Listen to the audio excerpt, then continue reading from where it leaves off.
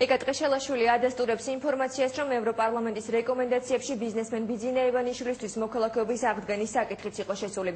თუმცა ეს პუნქტი ევროპარლამენტარებმა აღარ მიიღეს. ევროპარლამენტი საქართველოს ხელისუფლებას იძულებით გადაადგილებული პირებისა და უმცირესობების უფლებების დაცვისკენაც მოუწოდებს. დევნილთა და განსახლების მინისტრი კობა სუბელიანის შეფასებით კი ევროკავშირის რეზოლუცია აფხაზეთის და სამაჩაბლოს დაბრუნების საკითხში კიდევ ერთი წინ გადადგმული ნაბიჯია. მისივე თქმით, ევროკავშირის რეზოლუციით ოკუპირებულ ტერიტორიებზე არსებულ მდგომარეობას საბოლოო წერტილი დაესვა.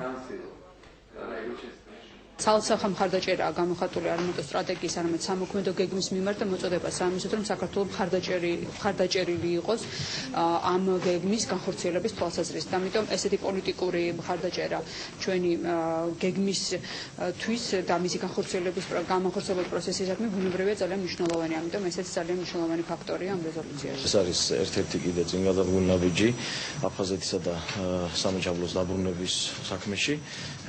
ეს არის ერთ-ერთი კიდე დიდი მიღწევა ჩვენი აღიარა მსოფლიომ, რომ რუსებს აქვთ ოკუპირებული ჩვენი ტერიტორიების ნაწილი. ეს არის სრული ოკუპაცია, სამხედრო ძალების იქ დგომის გარდა ადმინისტრაციასაც თვითონ აკონტროლებენ, დევნილი ყავთ 9 მილიონზე მეტი ადამიანი გამოდევნილი ყავთ ტერიტორიებიდან და ეს არის უკვე დასმული წერტილი.